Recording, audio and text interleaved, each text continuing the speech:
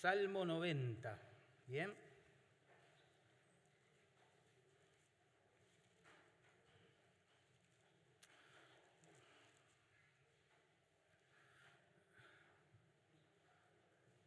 Saben que una de las industrias que más ha crecido en el mundo es la del entretenimiento. Y uno se pregunta por qué, ¿no? ¿Por qué la gente paga tanto dinero para entretenerse y en el fondo no pensar en algunas cosas que quizás, según la Biblia, debería pensar?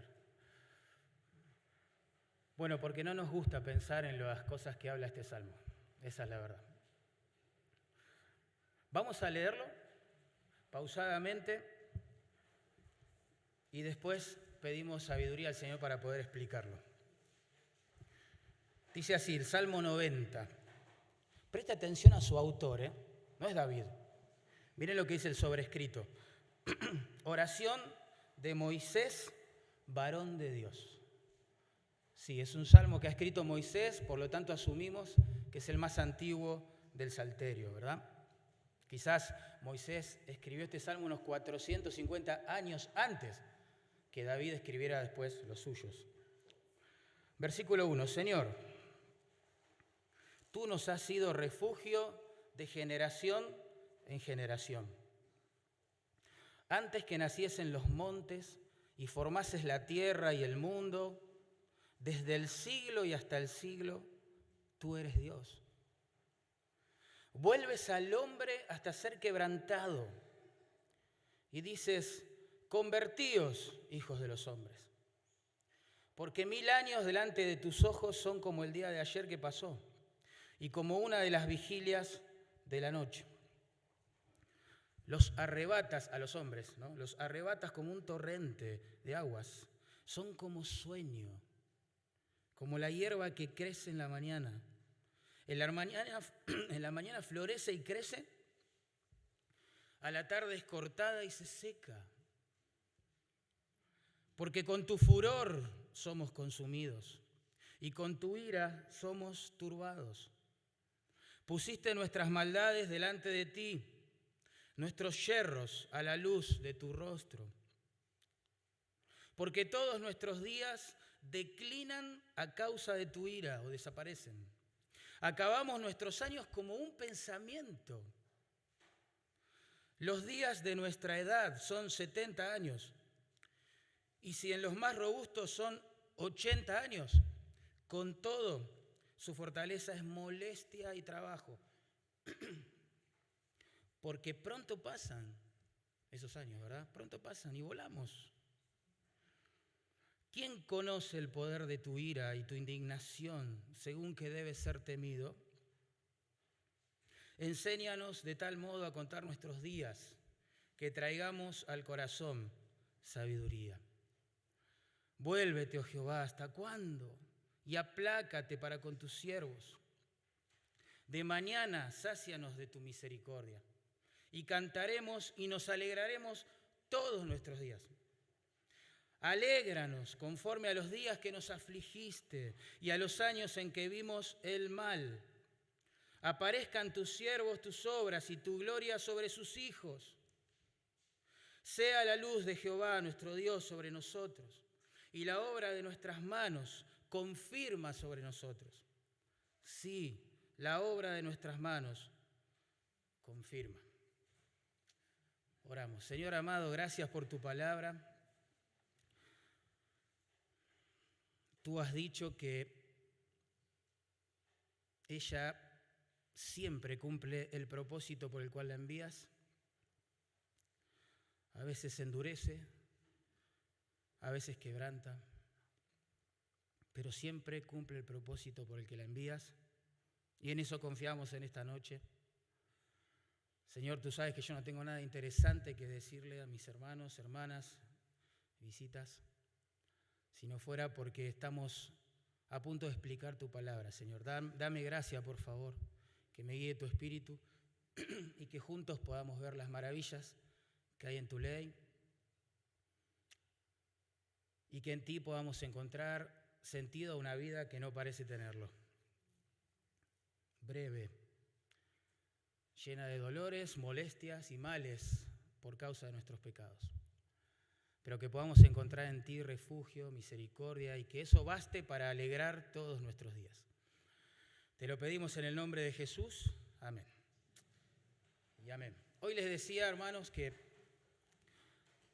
una de las industrias que más ha crecido, sin duda, es la del entretenimiento. Esto es alrededor del mundo.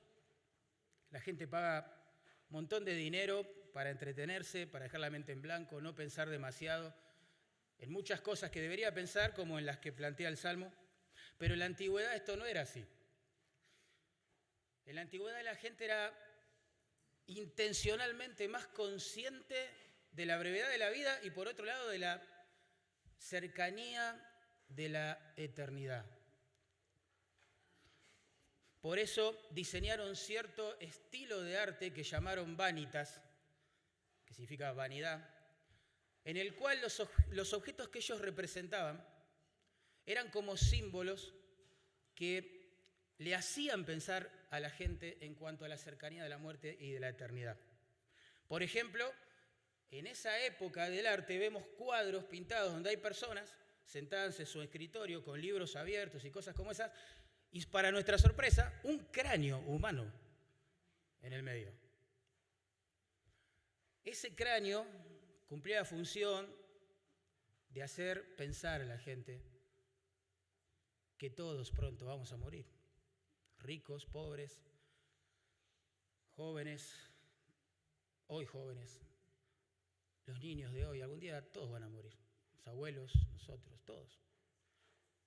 La muerte no respeta género, no respeta posición social, nivel cultural, ni las cuentas en los bancos. Todos vamos a morir. Y este Salmo 90 es como ese cráneo en el medio del escritorio de la iglesia. Cumple la función de hacernos recordar, por un lado, la brevedad de esta vida, y eso lo hace contrastándola con la eternidad de Dios, en los versículos 1 al 6. Por otro lado, nos hace pensar en la gravedad de nuestro pecado y la contrasta frente a la santidad de Dios, en los versículos 7 y 12. Y por último, y ahí es donde nos quiere llevar el Salmo,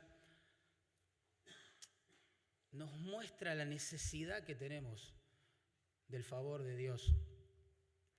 Y eso lo contrasta justamente con su misericordia y disposición a concederlo, en los versículos 13 al 17. Saben que Moisés escribió este salmo, como lo hicimos notar al principio, y probablemente fue escrito durante esos 40 años, ¿se acuerdan?, de peregrinaje por el desierto, donde día tras día tras día este santo hombre de Dios tenía que ver a muchos de sus compatriotas morir. Moría gente todo el tiempo en el desierto, todo el tiempo. Noten, por ejemplo, las expresiones que tienen que ver en este salmo con generar conciencia justamente de que nuestro tiempo es breve. Versículo 1 habla de generaciones. Quizás unos entre 40 y 60 años, una generación, pensando en aquellos tiempos. El versículo 2 habla de siglos.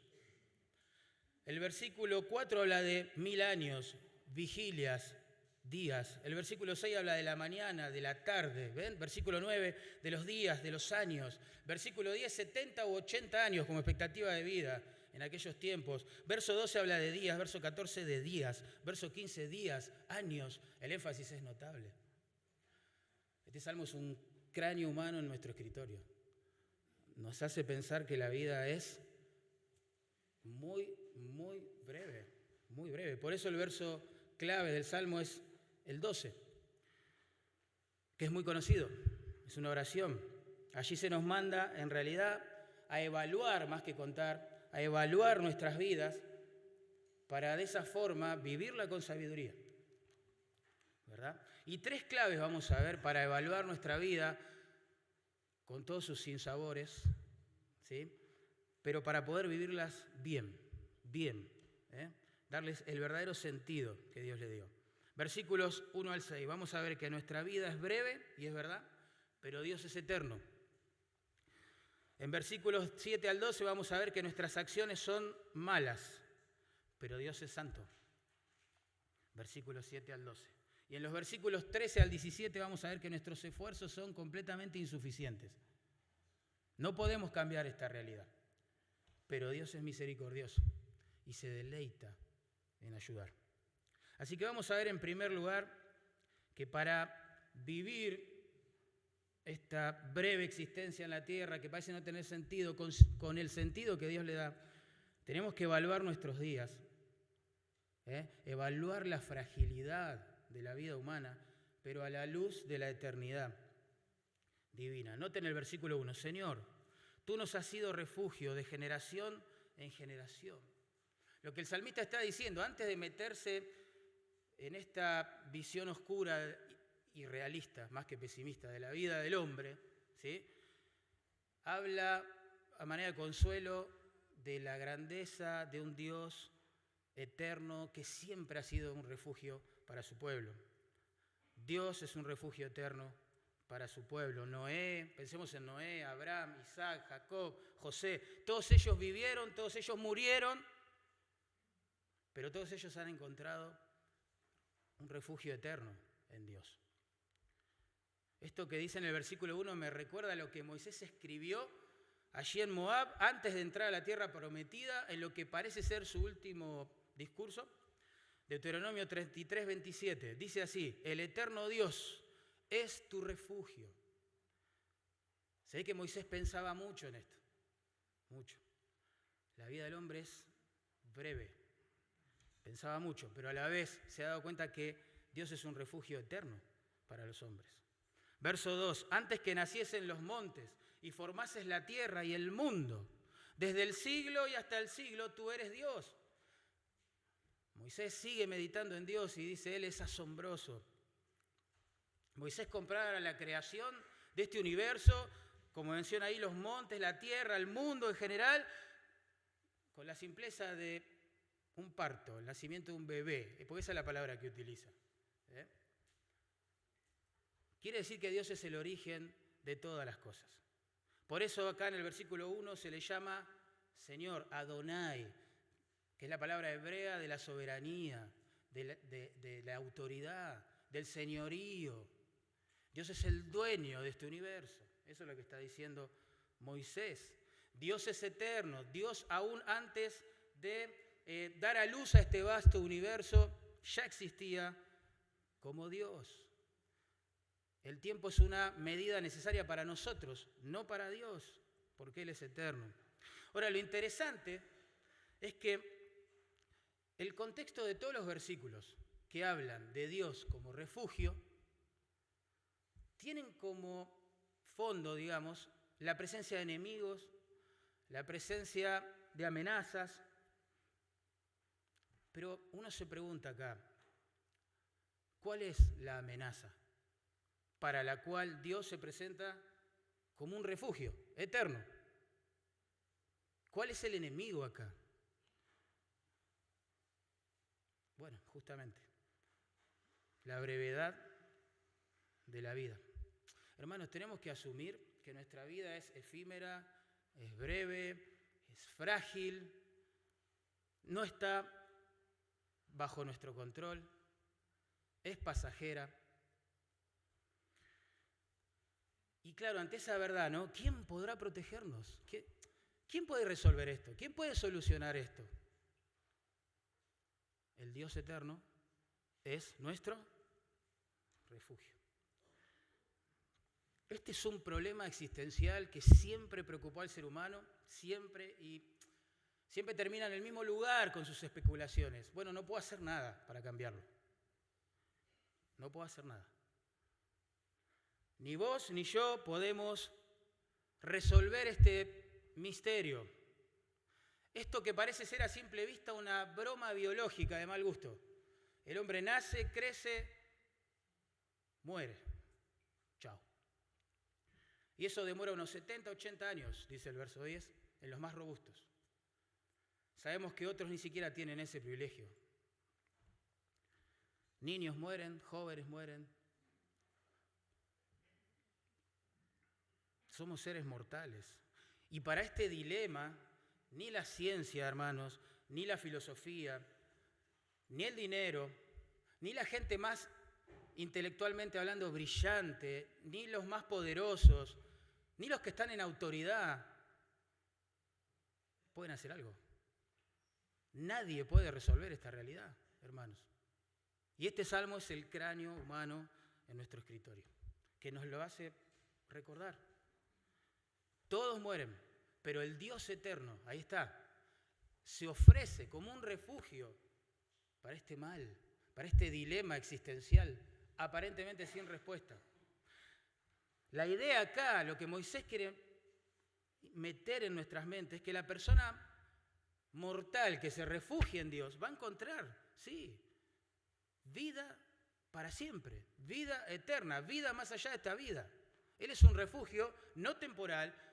No solo se ofrece a proteger a su pueblo durante los 70, 80 años de peregrinaje en la vida, sino que es un refugio eterno, para siempre. Como decía el salmista, Salmo 49, Dios se ofrece a pastorearnos aún más allá de esta vida. Y esto es una bendición entenderlo. Si nuestro peor drama fuera económico, bueno, podríamos refugiarnos, quizás, no sé, en un préstamo, una entidad financiera, no sé, pilotearla de alguna manera. Si nuestro peor y más grave problema fuera de salud, bueno, quizás podríamos refugiarnos por un tiempo, ¿sí? En una unidad sanitaria, en los mejores médicos, en la medicina más sofisticada, no sé. Si es un drama laboral, bueno, podemos ampararnos en distintos sindicatos, leyes que pueden llegar a ampararnos, etcétera, etcétera, etcétera. Pero ante el drama de la brevedad y la fragilidad de la vida, ¿dónde vamos a hallar refugio si no es en Dios? Y Dios ha diseñado las cosas de esta forma, intencionalmente, para que el hombre se dé cuenta que nada hay después de él. Ahora, noten en verso 3, luego de hablar del eterno refugio que hay en Dios, Moisés comienza a disertar acerca de nuestro gran mal, la brevedad de la vida humana. Noten, verso 3, haces que el hombre vuelva a ser polvo. Estoy leyendo de la Biblia de las Américas porque es más claro y más fiel al original. Haces que el hombre vuelva a ser polvo y dices, volved, entiéndase, al polvo, ¿no? Hijos de los hombres. Moisés seguramente está pensando en lo que Dios, Espíritu Santo, le mandó a escribir en Génesis 2:19. ¿Se acuerdan cuando Dios le dice a Adán, polvo eres y al polvo volverás? Dios lo creó del polvo a Adán, con su palabra. Y algún día pronunciará otra palabra, que dirá, bueno, ahora tenés que volver al polvo. Llegó el momento. No vas a poder evitarlo, ni vos ni yo. El eterno Dios tiene el poder para dar la vida y para volverla a tomar. Es una realidad. Dios crea la vida, como dijo Spurgeon. Dios le crea y da vida, hablando de Adán. Y le mata y le quita la vida. Con una palabra lo crea y con otra palabra lo destruye. Por eso esa expresión volved, hijos de los hombres, alude al hecho de que a la hora de morir, Dios es quien decide ejecutar soberanamente este milagro que es separar nuestra parte material de la parte inmaterial. Eso es la muerte en la Escritura. Tremendo. ¿Qué podemos hacer con eso o contra eso? Nosotros reímos, lloramos, comemos, soñamos, dormimos, planificamos, trabajamos, estudiamos, nos disciplinamos, leemos, etcétera, etcétera, etcétera, hasta que Dios dice, volved, hijo de los hombres, al polvo, llegó tu hora, chao. Se acabó el peregrinaje en la tierra. Y vos y yo, insisto, no podemos hacer nada contra esto. Nada. Ricos y pobres, famosos, ignorados, gente robusta, gente de mala salud, todos mueren ante el llamado de Dios. Y uno puede ser ateo y a la vez claramente entender que no puede negar esta realidad. Todos morimos. Sea por medio de un accidente, de una enfermedad cardíaca, respiratoria, un virus, lo que sea. Es Dios quien pone fin a nuestros días. ¿Saben? En tiempos de Moisés, cuando una persona moría en un accidente, aún acorneada por un buey, imagínate, para dar la noticia la gente usaba esta expresión: cayó en manos de Dios. Pum. Y uno dice, no, pará, lo acorneó un buey. Sí, entiendo. Pero desde el punto de vista bíblico, esa persona cayó en manos de Dios. Fue el momento en que Dios dijo, bueno, volved al polvo. Versículo 4. Porque 1000 años, dice ahí el texto, delante de tus ojos, Dios, ¿no? Son como el día de ayer que ya pasó, como el sábado y todo lo que hicimos. Y como una de las vigilias de la noche, una vigilia, ¿sí? Era un turno de 4 horas de trabajo de un vigilador o de un soldado. 4 horas. 1000 años para Dios pasan tan rápido, dice el texto, como el día de ayer o como las últimas 4 horas de sueño que tuvimos antes de venir aquí. Así que de este modo Moisés lo que está haciendo es enfatizando esta brecha tremenda, insalvable, entre la eternidad de Dios y la brevedad de la vida humana. Alguien hizo cuentas alrededor de este texto y a manera de, no sé, es interesante pensarlo de esta forma. Dice, si 1000 años humanos equivalen a un día de la vida de Dios, entonces un año de vida humana equivale a 365.000 años de vida divina, ¿no? Dice así, 70 años de vida humana serían 25.540.000 años de vida divina. Pensemos, 70.000 años de historia humana entonces equivaldrían a 25.540 billones de años de vida divina.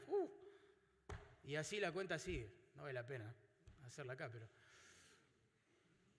Por supuesto que es un lenguaje figurado, metafórico. Dios no está sujeto a las leyes del tiempo, nosotros sí, pero Él no. Lo que quiere hacer Moisés con todo esto es hacernos pensar, che, ¿por qué me creo tan grande, tan guapo, tan autosuficiente? ¿Qué me pasa? Si me muero en 70, 80 años y la vida de Dios para Él, 1000 años, no 70 que yo he vivido, 1000 son nada, un día. Algo me pasa. Tenemos un problema gigante los seres humanos, ¿no? Gigante. Versículos 5 y 6, vamos a avanzar. Miren cómo acumula ahora Moisés, digamos, imágenes de lenguaje para acentuar en la mente nuestra que leemos el Salmo hoy la idea de que la vida es breve. Dice, tú los has barrido como con torrente de aguas. Está hablando de los hombres. Son como un sueño, los hombres. Como la hierba que crece en la mañana. En la mañana florece y crece, a la tarde es cortada y se seca. Vamos a pensar un ratito en estas 3 figuras del lenguaje. La primera, el torrente de aguas. Dios tiene el poder de quitar del camino de la vida a los hombres, ¿sí? Como cuando un tsunami, sin previo aviso, arrasa con todo y con todos los que estaban en la playa. Esa es la idea. Seguramente vieron la película Lo Imposible, ¿no? Seguramente. Es la historia de una familia española que fue a vacacionar a Tailandia, ¿se acuerdan? Y bueno, y fue sorprendida por un tsunami que aventó una ola tremenda, los desparramó a todos los integrantes de esta familia, pero bueno, después se encuentran finalmente, sobrevivieron todos. Esa es la película. Lo que a mí me llamó la atención de la película son los segundos previos al tsunami. Nadie pensaba que eso iba a pasar. Algunos comían, otros bebían, otros reían, jugaban con su familia, otros estaban nadando en la piscina del hotel, otros en las aguas del mar. Estaban de vacaciones, estaban disfrutando, sonriendo, gozaban de buena salud, los mejores momentos quizás del año. Hasta que vino la ola y arrasó con todo y con todos. Y así es el momento de la muerte. La gente hoy está comiendo, está sonriendo, está festejando el Día de la Madre, otros están lamentando ya no tener a su madre, algunos están comprando, otros están vendiendo, otros están edificando, otros están plantando, otros están pensando, programando, proyectando, contando el dinero, haciendo un montón de cosas. Nadie piensa en que quizás la voz de Dios va a sonar y va a decir, al polvo otra vez. ¿Quién piensa en eso? La verdad. Pero este salmo, insisto, como ese cráneo humano en medio del escritorio allí, pum, de las personas, nos hace pensar en cosas que nadie nos hace pensar. El sueño, dice que los hombres son como un sueño hoy. La vida del hombre es tan breve y fugaz como un sueño, dice. Ponete a pensar en esto. Estás soñando, imagínate el cuadro.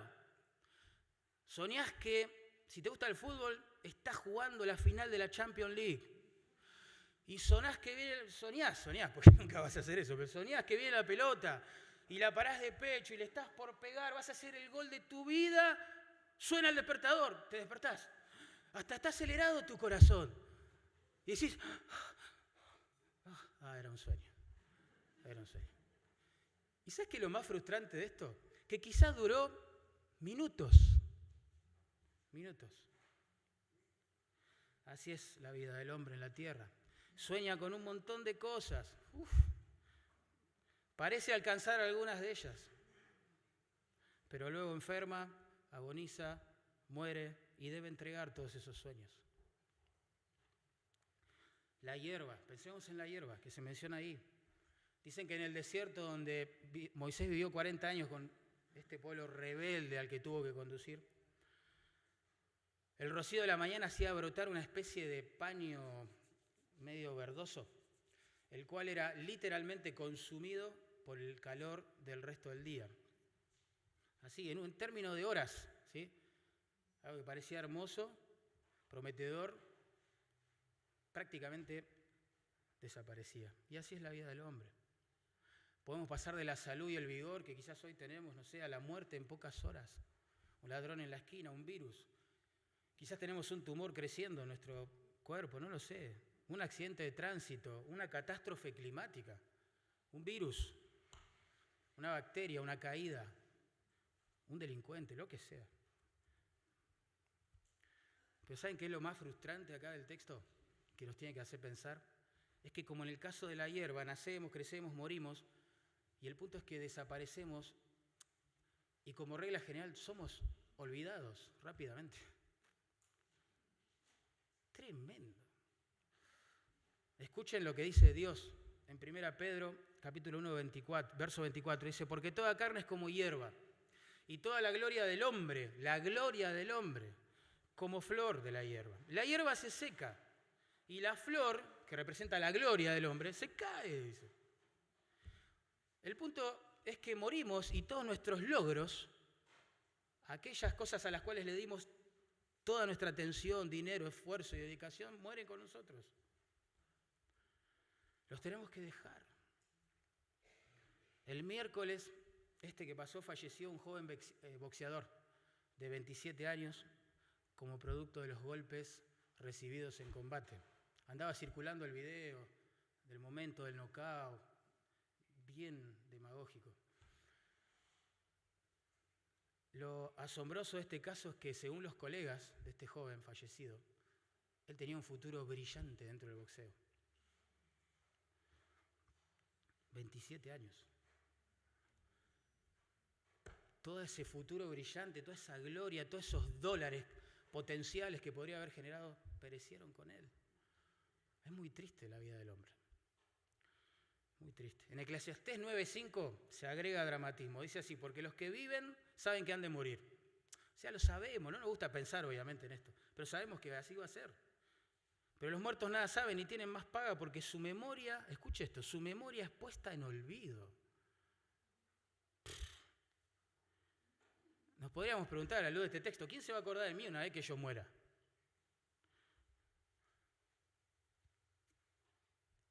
Tremendo. ¿Cuántos años más uno creo que tenemos por delante? No sé. La Biblia dice que ni siquiera tenemos que jactarnos del día de mañana en Proverbios 27:1. Si murieras hoy, pensá qué pasaría con tu trabajo, tu dinero, tus bienes, tu memoria, tu nombre. Salvo raras excepciones, serías olvidado rápidamente, como dice el texto acá. En Eclesiastés 9:6, el versículo siguiente dice, también también su amor y su odio y su envidia fenecieron ya. Wow. ¿Qué será cuando uno muera de todo aquello que amó, que odió y que envidió? Es decir, ¿qué será de todo aquello a lo que le dimos todo nuestro corazón, toda nuestra atención? ¿Qué será? Si no es Dios, ¿qué será de todo eso? Tremendo. Somos como cruceros, decía un poeta, que navegan imponentes en el mar, pero que no dejan rastro detrás de sí. Piensen, hagamos un ejercicio. ¿Cuántos conocen a sus abuelos? Levanten su mano, por favor. Abuelos. Bien, pueden bajar su mano. ¿Cuántos conocen a sus bisabuelos? Levanten su mano. Bien en alto, por favor. Oh, ya hay menos. Bueno, pueden bajarla. ¿Cuántos conocen a sus tatarabuelos? 1. ¿Y cuántos conocen al, creo que se dice así, no sé, tatara, ¿no? Abuelo. Es frustrante esto. ¿No te hace pensar qué es esto? ¿Te perturba pensar así? ¿Te incomoda un poquito? ¿Cómo te hace sentir esto? Incomodarnos es la intención del Salmo. La intención del Salmo es humillarnos, es mostrarnos que no somos dioses, no somos capos, no tenemos todo bajo control, no somos autosuficientes, como nos lo hacen creer todo el tiempo. Humillarnos para llevarnos a encontrar refugio en Dios. Ese es el objetivo, de evaluar nuestros días a la luz de la brevedad de la vida y de la eternidad de Dios. Pero si queremos vivir con sabiduría, también tenemos que evaluar nuestros días a la luz de la pecaminosidad humana, no solo de la brevedad de la vida humana, sino de la pecaminosidad humana, y hacerlo a la luz de la santidad divina. Versículos 7 al 12. Por causa de nuestros pecados, hermanos, que vivimos bajo la ira de Dios. Y esto afecta tanto la calidad como la cantidad de la vida del hombre en la tierra. Verso 7, porque con tu furor, está hablando con Dios Moisés, con tu furor somos consumidos y con tu ira somos turbados. Dios consume, Dios turba al pecador. ¡Wow! ¿Por qué morimos? ¿Nunca te preguntaste eso? Sí. Estás en un velorio y te preguntas, chiqui, ¿cómo puede ser esto? En un punto todos queremos ser Frankenstein, ¿no? Y ya, resolver la muerte o no de nuestros seres queridos. Basta de esto. ¿Cómo puede ser tanto llanto, tanto dolor? ¿Por qué morimos? Encima en el mundo de un Dios tan precioso, ¿por qué morimos?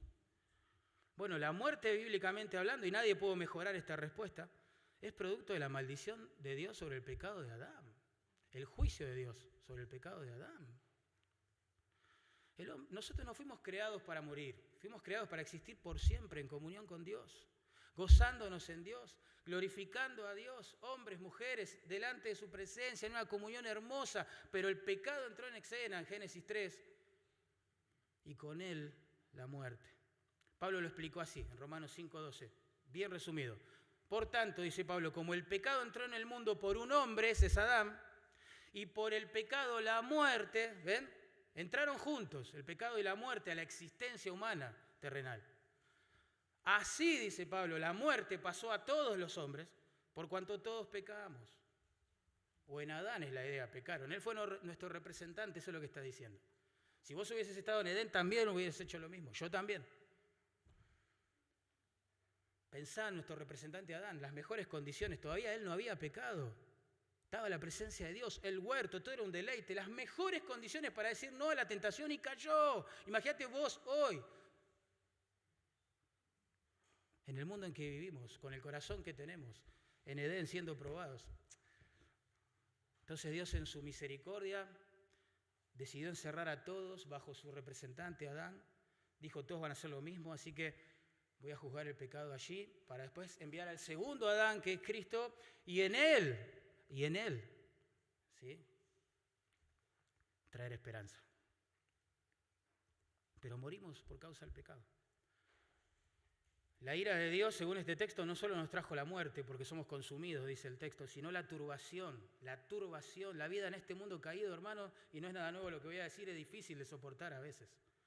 Hay días que son de verdad pesados, Tremendo. Puf.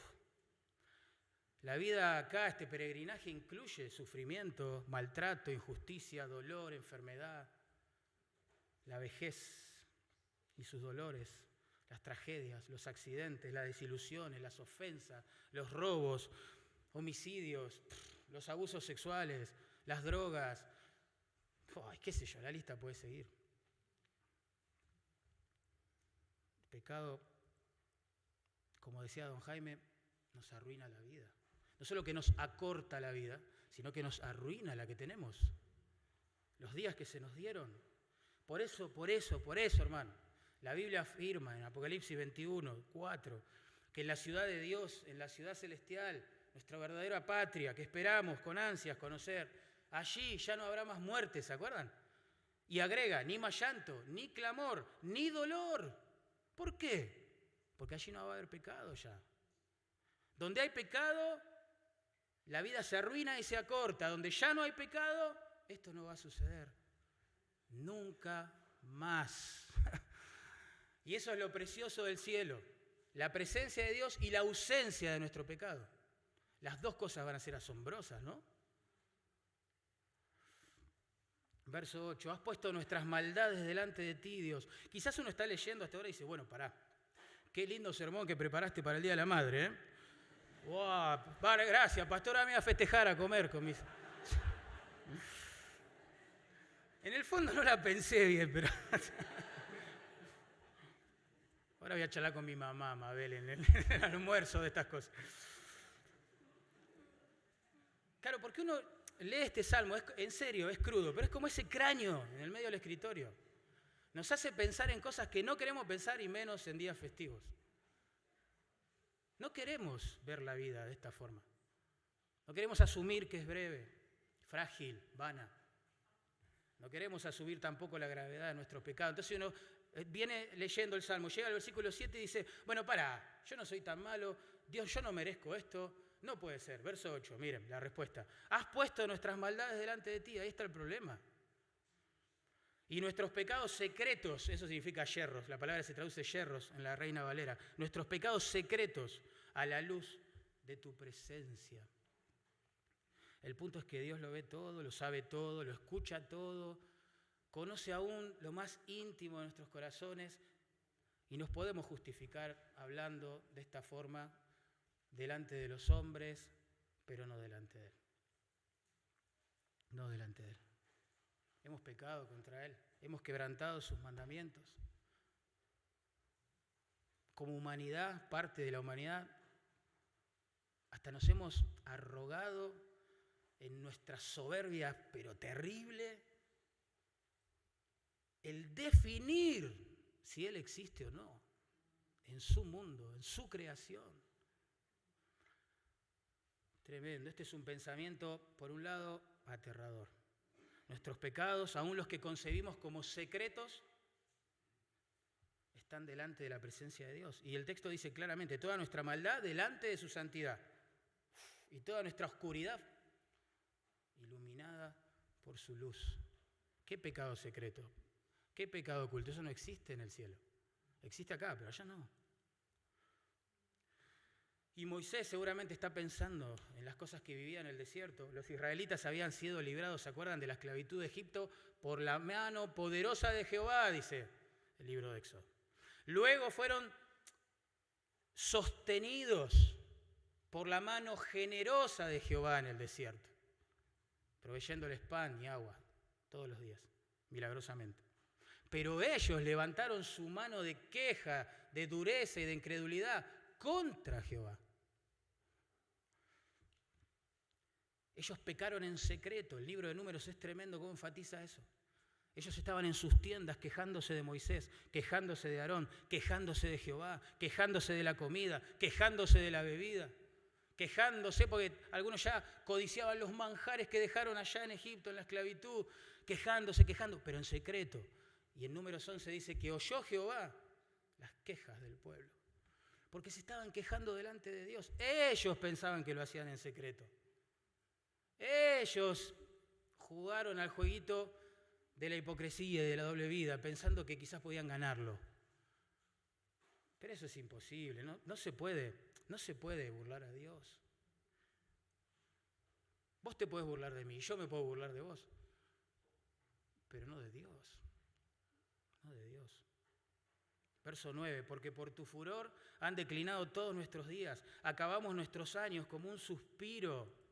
Hermano, uno puede estar de acuerdo o no con esta realidad, pero es así, nuestros días van declinando. Y la explicación teológica para esto es, Dios está irado con nuestro pecado. Y Moisés esto lo veía todo el tiempo, porque miles de personas murieron en el desierto. Y nosotros también nos vamos acercando al día, nos guste o no pensarlo, insisto, cuando el sol de nuestra vida terrena se ponga. Y no solo eso, noten, dice que esos años son tan breves como un suspiro, dice el texto, el versículo 9.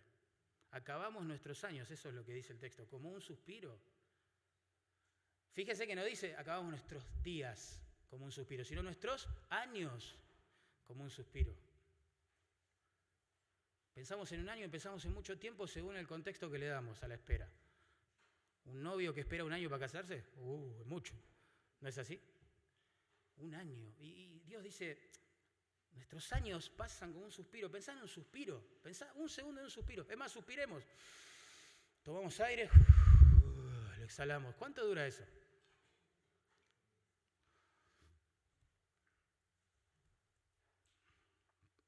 Los días del hombre son cortos, pero no por casualidad, porque Dios lo determinó así. Hay ciertos recordatorios, ustedes habrán visto mientras van manejando al costado de la ruta o sobre el asfalto, de personas que han fallecido en un accidente en ese lugar. ¿Cuál es el objetivo? Bueno, al que viene manejando y que todavía está con vida, hacerlo pensar que debe guardar las leyes de tránsito, porque es probable que termine de la misma manera. ¿Vieron esas cruces amarillas con el nombre de la víctima? O la cruz que está al costado de la ruta y el templito con flores. Bueno, todo eso persigue este objetivo. Maneja respetando las reglas. Si no te puedes matar. Bueno, cada cuerpo que cayó en el desierto y que Moisés tenía que sepultar, sobre el cual tenía que llorar, y todos los días, eran un recordatorio visual, vívido, de la ira de Dios contra el pecado de su pueblo. Verso 10, los días de nuestra vida llegan a 70 años. Bueno, Moisés lo que habla ahí es de una vida longeva según la expectativa de vida de aquel entonces, ¿no?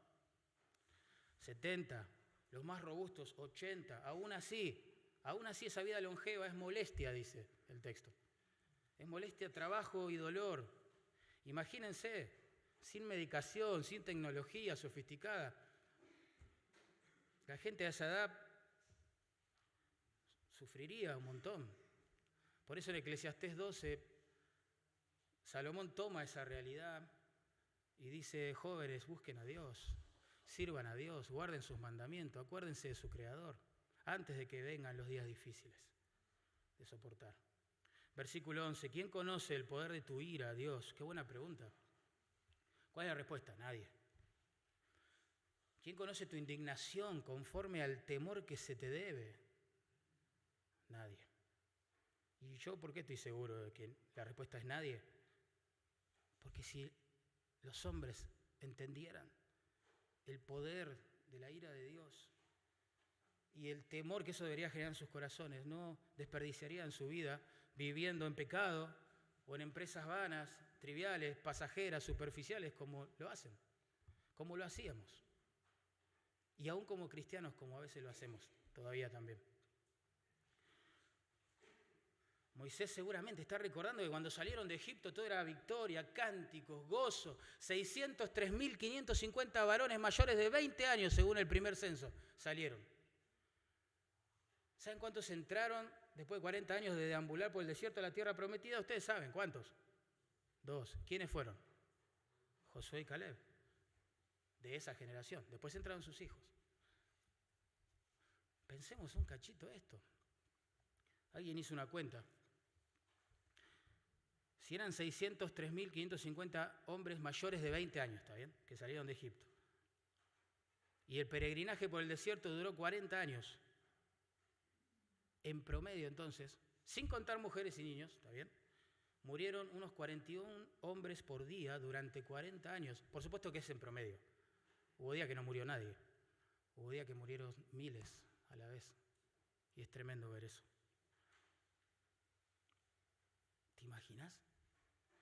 Una de las cosas más tristes en el ministerio pastoral es oficiar los velorios. Es un momento difícil. Uno ve en vivo y en directo esto que plantea el Salmo. Si el fallecido era del Señor, bueno, hay, obviamente, tristeza, pero esperanza. Si quien partió no era del Señor, no hay nada. No hay nada. Imagínense Moisés. ¿Cuántas personas tuvo que enterrar en el desierto? Vecinos, conocidos. Personas con las cuales convivió 40 años en algunos de los casos. No eran desconocidos. Por eso en el versículo 12 clama Moisés. Y dice, Señor, enséñanos de tal modo a contar. La idea es evaluar sagazmente, ¿no?, nuestros días, de manera que traigamos al corazón, no solo a la mente, sabiduría. Simplemente Moisés parece que ora a Dios y dice, la vida es corta, Dios, enséñanos a vivir para las cosas más importantes, enséñanos a disfrutar de las flores, del campo, del cielo, de la naturaleza. Bueno, eso no es, por supuesto que lo incluye, pero no es el tema central de lo que pide. Porque a la luz de este contexto donde Dios plantea el dilema irresuelto de la brevedad de la vida, de la pecaminosidad humana frente a la ira divina, lo que realmente está pidiendo Moisés es, oh Dios, ayúdanos a evaluar nuestras vidas. Así podemos entender nuestros pecados, apartarnos de ellos, acercarnos a ti, saciarnos de tu misericordia, Dios, y vivir sabiamente, porque no para más esta mortandad en el desierto. Un puritano fallecido hace muchos años escribió esto. Dice, de todas las cuentas, la más difícil de hacer es la de contar nuestros días. Los hombres cuentan sus rebaños, entiendan, ¿no?, ese tiempo, lo que se medía como valioso, riqueza, ¿no? Los hombres cuentan sus rebaños, bueyes y ovejas, cuentan sus ingresos, sus logros, pero deberían comenzar a temer a Dios y contar sus días. ¿Quién podrá entender el poder de tu ira?, pregunta Moisés. ¿Quién podrá, no sé, predecir esa ira, controlar esa ira, aplacar esa ira? ¿En la mano de quién está? Moisés dice, no, mejor es vivir con sabiduría. Mejor es temer a Dios. No hay que especular con la ira de Dios. Porque nosotros no sabemos qué es lo que Él está haciendo. Pero a veces nos proclamamos como voceros de Dios. Y alguien peca acá y hace algo y le decimos, bueno, no pasa nada, tranquilo. Tranquilo, no es grave, tranquilo. ¿Y yo qué sé si no es grave, si no pasa nada? ¿Vos podés asegurar eso? Yo tampoco puedo asegurar eso. Ustedes recuerden que Ananías y Zafira en la iglesia primitiva, siendo creyentes, murieron en el acto solo por dar una información falsa delante de los apóstoles. Quizá nosotros como consejeros de ellos le hubiéramos dicho, tranquilo, no es grave, listo. No sabemos. Piensen en los corintios, muchos de ellos estaban enfermos, otros murieron por tomar la cena indignamente. No sabemos entonces. Por eso en último lugar, y acá nos quiere llevar el Salmo, piensen en un embudo conceptual donde se ha metido el ingrediente de la brevedad de la vida contemplada a la luz de la eternidad de Dios, donde se ha metido el ingrediente de la gravedad de nuestra pecaminosidad, pero a la luz de la santidad de Dios. Eso nos coloca ahora en un punto específico, y ahí nos quiere llevar el Salmo. ¿Qué hacemos, hermano? ¿Cómo cambiamos esto? ¿Cómo resolvemos estos dos problemas? ¿Quién puede hacerlo? ¿Qué religión puede hacerlo? ¿Qué pastor, qué cura, qué líder religioso puede hacer algo así? Díganme, ¿quién? ¿En las manos de quién está cambiar la brevedad de la vida y la gravedad de nuestros pecados? ¿Quién puede frenar la ira de Dios? ¿Qué hacemos? ¿Qué hacemos? Y acá viene el tercer principio para vivir con sabiduría. Tenemos que evaluar la necesidad que tenemos del favor de Dios a la luz de su misericordia. Evaluar la necesidad humana a la luz de la misericordia divina.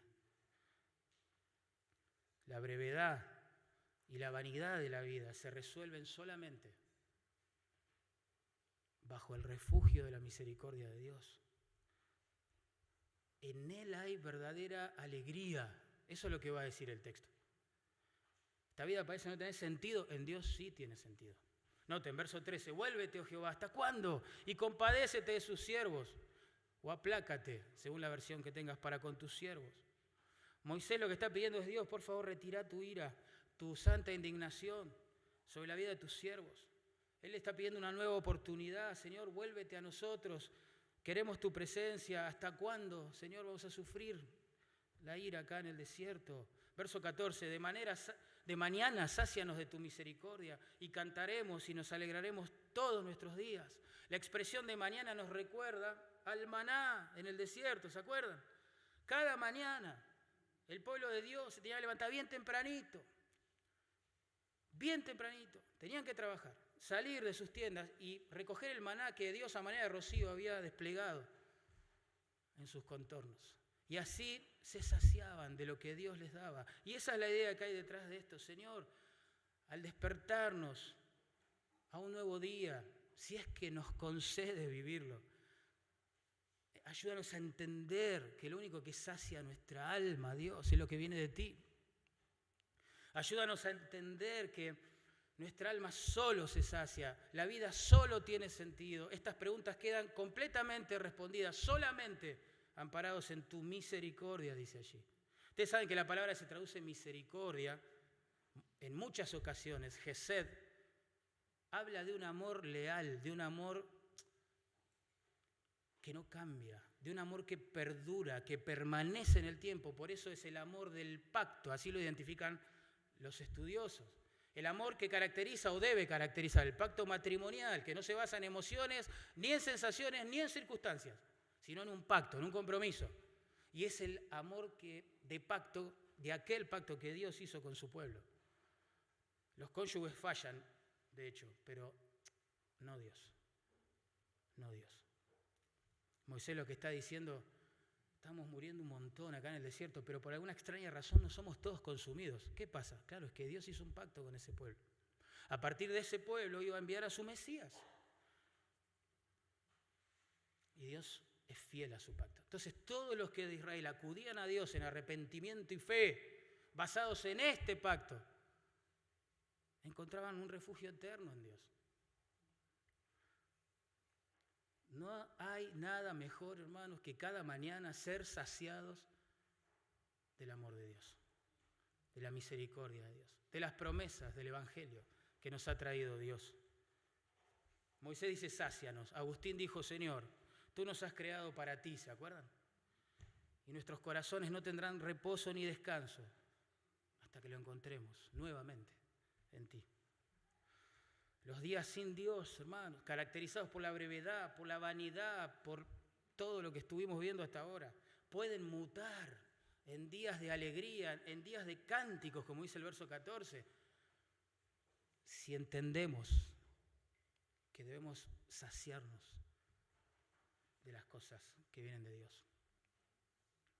Que la vida es más que hacer dinero, más que ser rico, famoso, más que tener buena salud, más que dejar una herencia a los que vienen detrás de nosotros. Es más que retirarse con una jubilación abultada. La vida es mucho más que eso, mucho más que eso. Eso perece, eso se entrega. Pero todo lo que viene de Dios sacia el alma, trasciende la brevedad de la vida, resuelve la gravedad de nuestro pecado y de la ira de Dios. La misericordia de Dios. Y acá quiere llevarnos el Salmo. Por eso el verso 15 dice: alégranos. Qué lindo hacer esta oración a Dios. No sé si algún día lo hiciste. Te levantaste un día, estás triste, estás mal, estás agobiado, estás quizás pensando en las cosas que pensaba el salmista y de golpe le pedís a Dios: Dios, alegra mi corazón. Qué lindo, porque Dios lo hace. Dios alegra el corazón de sus siervos que le buscan. Sacia su alma. Verso 16, aparezca en tus siervos tu obra y tu gloria sobre sus hijos. Moisés anhela ver el poder de Dios obrando a favor del pueblo, glorificando su nombre ante la vista de sus hijos. En el contexto piensen. Lo que está diciendo Moisés es, bueno, Señor, morimos un montón. Somos un pueblo pecador, pero algunos metenos en la tierra, como lo has prometido. Así nuestros hijos ven eso. Ven que eres fiel, ves que cumples tus promesas. Y ellos también el día de mañana se van a refugiar en ti. Ten misericordia. Es como que Moisés ora pensando en los hijos de los que están muriendo. Dice, Dios, que tus obras poderosas reflejen tu gloria sobre el corazón de nuestros hijos, para que ellos también aprendan algún día a saciarse en tus misericordias. ¿Vos querés hijos religiosos e hipócritas, buenos evangélicos, que en la iglesia se portan bien y en el colegio mal? No, nadie quiere eso. Entonces lo que tenemos que hablarles es de las cosas que habla el Salmo, que no las van a escuchar en ningún programa dedicado a la juventud o a la niñez. Hay que hablarles de la brevedad de las vidas y de la eternidad de Dios. Hay que hablarles de la gravedad de sus pecados y de la santidad de Dios. Y hay que hablarles de la necesidad que tienen de buscar refugio solamente en Dios. Y saben, cuando uno se sacia de las misericordias de Dios y encuentra refugio en Dios para estos dilemas de la vida,